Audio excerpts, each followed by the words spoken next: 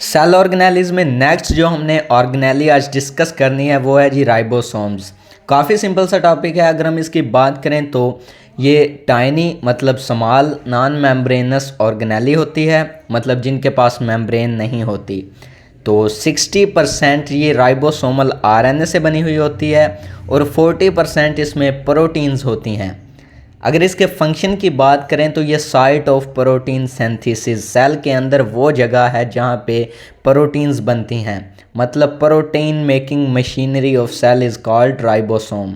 Next अगर हम इसके स्ट्रक्चर की बात करें तो दो सब यूनिट्स इसके पास होते हैं, एक लार्ज सब यूनिट और एक स्मॉल सब यूनिट हैं जो प्रोटीन सिंथेसिस के दौरान एक दूसरे के साथ ज्वाइन हो जाते हैं और जब ये इनएक्टिव होते हैं तो एक दूसरे से अलहदा हो जाते हैं।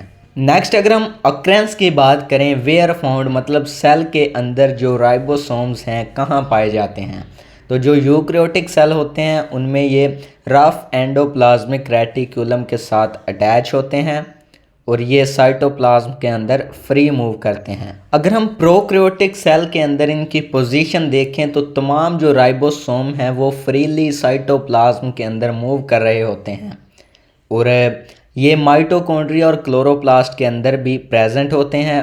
और प्रोकैरियोटिक और यूकैरियोटिक सेल में राइबोसोम्स का एक ही काम है, प्रोटीन की सिंथेसिस। तो ये प्रोकैरियोटिक राइबोसोम्स, इनका साइज़ में फ़र्क होता है यूकैरियोटिक से, बाकी ये सेम होते हैं। नेक्स्ट अगर हम इनके फंक्शन की बात करें तो मेन जो इनका फंक्शन है वो है जी प्रोटीन सिंथेसिस।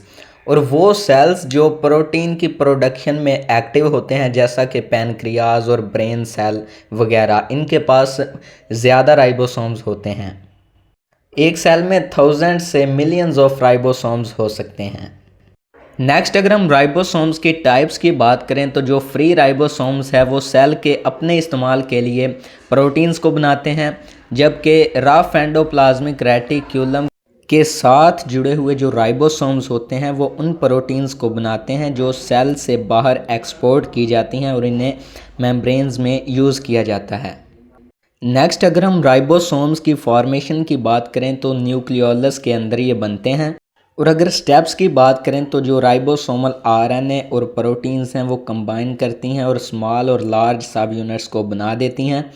और ये सब यूनिट्स जो न्यूक्लियस को लीव करते हैं, न्यूक्लियर पोर्स जो न्यूक्लियस के अंदर सुराख होते हैं उनसे ये बाहर को जाते हैं और साइटोप्लाज्म को ज्वाइन कर लेते हैं प्रोटीन की सिंथेसिस के दौरान।